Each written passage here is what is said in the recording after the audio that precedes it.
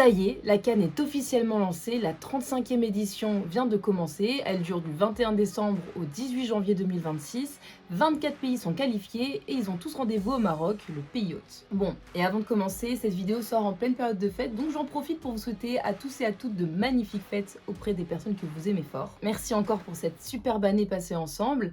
Et maintenant, place à la vidéo. Vous le savez sûrement déjà, mais pour les gens au fond de la classe, on ne sait jamais, la CAN, c'est la Coupe d'Afrique des Nations. C'est une compétition qui a lieu depuis 1957 et qui est organisée tous les 2 ans, même si je crois que là, en 2028, elle va être organisée tous les 4 ans. Donc gros changement à ce niveau-là. Mais on en reparlera une prochaine fois. Et vraiment, l'histoire de la CAN est très riche. Des exploits, des surprises ou des moments de drame, elle a laissé une empreinte très forte dans l'histoire du football africain. Mais alors, la CAN, ça vient d'où? Pour ça, on remonte au 8 juin 1956, un an avant la toute première édition, direction Lisbonne, dans les bureaux de la FIFA, où la décision est prise de créer une Coupe d'Afrique avec un objectif clair, organiser un premier tournoi dès février 1957. Et parmi les personnes présentes ce jour-là, il y a Abdelaziz Abdallah Salem, qui est le président de la fédération égyptienne, et surtout le premier membre africain du comité exécutif de la FIFA. Donc c'est quand même une personne importante. Et d'ailleurs tellement importante que c'est son nom qui sera donné au premier trophée de la compétition. La première édition se déroule à Khartoum, au Soudan, et à l'époque, seuls 4 pays africains sont indépendants et donc présents. On a le Soudan, l'Éthiopie, l'Égypte bien sûr, et l'Afrique du Sud. Sauf que l'Afrique du Sud sera écartée pour des raisons politiques, puisqu'à l'époque, il y avait l'apartheid. Résultat, cette toute première CAN se joue à 3, et c'est l'Égypte qui la remporte face à l'Éthiopie. 2 ans plus tard, direction Le Caire pour une autre édition, mais toujours avec les mêmes 3 participants. Allez, je vous laisse quelques instants pour deviner qui a remporté cette CAN cette fois-ci. Et oui, c'est l'Égypte encore. Vous l'avez compris, la CAN devient un rendez-vous régulier et avec la décolonisation, de nouveaux pays font leur apparition dans la compétition et inscrivent leur nom dans le palmarès. Et d'ailleurs, la compétition est renommée en 1965 la Coupe d'Afrique des Nations. Tout ça va durer comme ça jusqu'en 1982. Cette année-là, un changement majeur entre en jeu avec un règlement aligné sur celui de la FIFA qui précise que tout joueur citoyen d'un pays peut représenter sa sélection nationale. Un tournant important qui va clairement faire monter le niveau de la compétition grâce à l'arrivée de joueurs évoluant au plus haut niveau mondial. Pour rappel, en 1957, il y a 3 pays participants. En 1963, il y en a 16.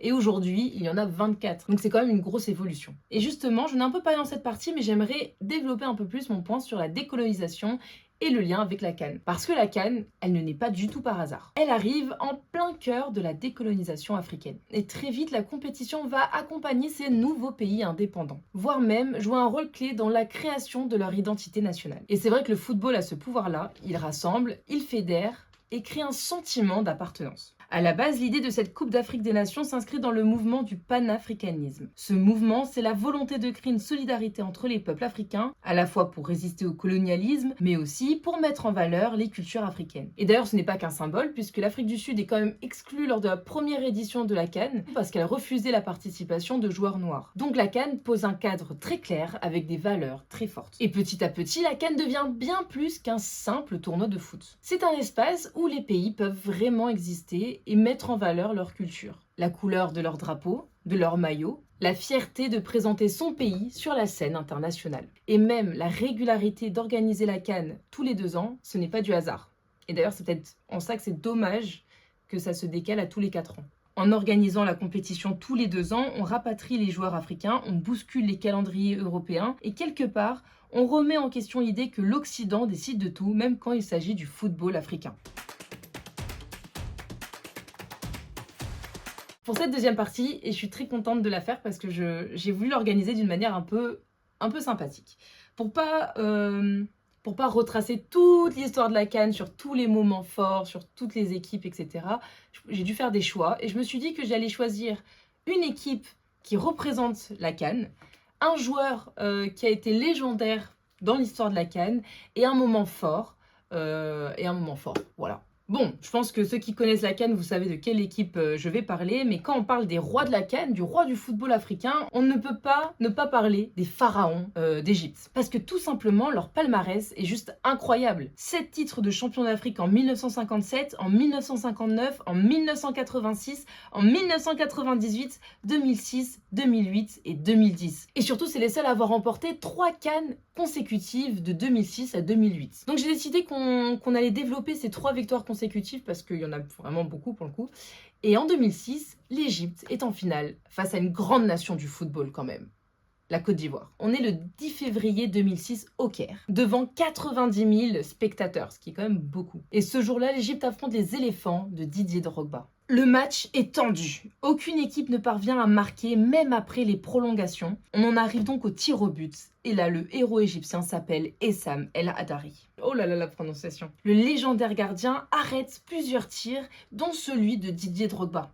Quand même. L'Égypte remporte son 5e titre, et pour l'instant, c'est la seule nation à l'avoir faite à ce moment-là, et marque l'histoire de la CAN. Quand on est en 2008, et l'Égypte rencontre un monument du football. Et oui, parce que cette fois, la finale, c'est contre le Cameroun, et c'est à Accra, au Ghana, et toujours le 10 février, mais 2008. Un duel des titans, entre deux nations les plus titrées du continent, avec notamment Samuel Eto'o du côté camerounais. Le match reste équilibré jusqu'à la 77e minute, quand Mohamed Aboutrika délivre les Pharaons avec un superbe but. L'Égypte conserve son trophée et décroche son 6e titre, consolidant sa place parmi les plus grandes nations du football africain. Et 2010, cette fois, c'est face aux Black Stars du Ghana. La finale se joue à Luanda, en Angola, et là on est le 31 janvier 2010. Encore une rencontre fermée et équilibrée. Le Ghana, poussé par Asamoah Gyan, domine le jeu mais ne parvient pas à marquer. À la 85e minute, Guedo inscrit un tir courbé et décisif, offrant aux Pharaons leur 3e victoire consécutive et leur 7e titre. C'est une performance historique. Donc c'est pour ça que j'ai choisi cette équipe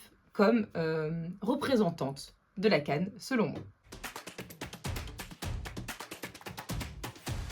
Maintenant, on va passer aux joueurs légendaires, iconiques, qui, pour moi, représentent la CAN.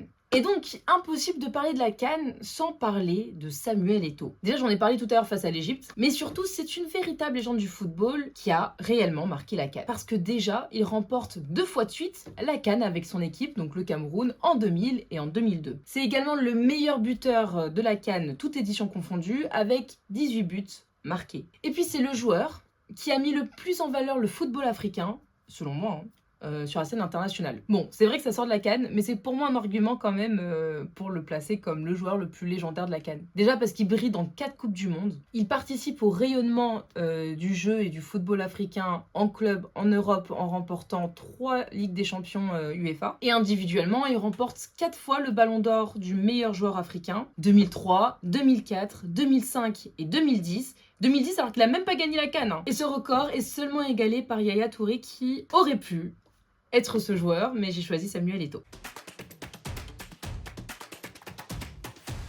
Mais la CAN, ce n'est pas que du spectacle et des exploits. Parfois, elle reflète aussi les réalités politiques du continent. Retour en 2010, juste avant le début de la compétition en Angola. Le bus de l'équipe nationale du Togo est attaqué à la frontière entre le Congo et l'Angola, dans la région de Cabinda, une province pétrolière en proie à un conflit séparatiste depuis l'indépendance de l'Angola en 1975. Le bus est mitraillé pendant près de 15 minutes. Le bilan est assez lourd, 9 blessés et 1 mort, le chauffeur. Thomas Dossevi, un joueur, raconte « Tout le monde s'est jeté sous les sièges. Quand on est sorti, on a pleuré et remercié Dieu d'être vivant. Il y avait une grosse mare de sang, c'était horrible. » Les joueurs Serge Akakpo et Kodjovi Obilale sont gravement touchés et opérés à Cabinda. Le Togo décrète 3 jours de deuil national. Les joueurs sont rapatriés et contraints de renoncer à la CAN 2010. En décembre de la même année, le verdict tombe, le principal suspect est condamné à 24 ans de prison. Sauf que sportivement, ce drame aura de fortes conséquences sur l'équipe du Togo. Affaibli, le Togo ne se qualifie pas pour la CAN 2012, mais rebondit quand même en 2013, atteignant les quarts de finale pour la première fois en 7 participations, avant de manquer la qualification de 2015. Cette partie, elle est importante pour moi parce que je voulais montrer que la CAN, c'est pas juste une compétition, c'est un événement qui rassemble, qui crée des héros, et je vous parlais de Samuel Eto'o, mais de Yaya Touré par exemple. Elle raconte aussi l'histoire du continent, ses exploits, mais aussi ses tragédies, comme c'était le cas du bus du Togo en 2010. Et je trouvais que c'était important d'en parler quand même. Et voilà, c'est la fin de cette vidéo. J'espère qu'elle vous a plu. J'espère que je me suis pas trop, que je suis pas partie dans tous les sens. Mais il y avait tellement de choses à dire sur la CAN. Et je pense que cette CAN 2025 surtout dans ce dernier format, puisqu'après ça change et que ça passera tous les 4 ans. Je pense qu'elle va être exceptionnelle. En tout cas, on a vu dans cette vidéo l'histoire, les moments forts, et j'espère que vous avez bien saisi dans cette vidéo que la CAN, c'est pas juste une compétition de football, ça va bien plus loin. C'est un miroir du continent africain dans ses luttes, dans ses valeurs, dans ses identités, et surtout c'est un vivier d'immenses talents. Et franchement, cette édition, elle réunit tous les ingrédients pour que ça soit pépite. Un pays hôte ambitieux, avec des infrastructures de qualité quand même au Maroc, des favoris hyper solides, le Maroc, la Côte d'Ivoire, le Sénégal, mais aussi avec des outsiders capables de créer de la compétition et de la surprise. Et c'est ça qui est magique dans la CAN, c'est que rien n'est écrit à l'avance. Maintenant, il reste plus qu'une chose à faire, laisser parler le terrain, laisser parler les joueurs et profiter du spectacle. Dis-moi en commentaire quels sont tes favoris et surtout explique-moi pourquoi. Et sinon, si la vidéo t'a plu, n'oublie pas de liker et de t'abonner, surtout ça soutient mon travail et ça m'encourage très fortement.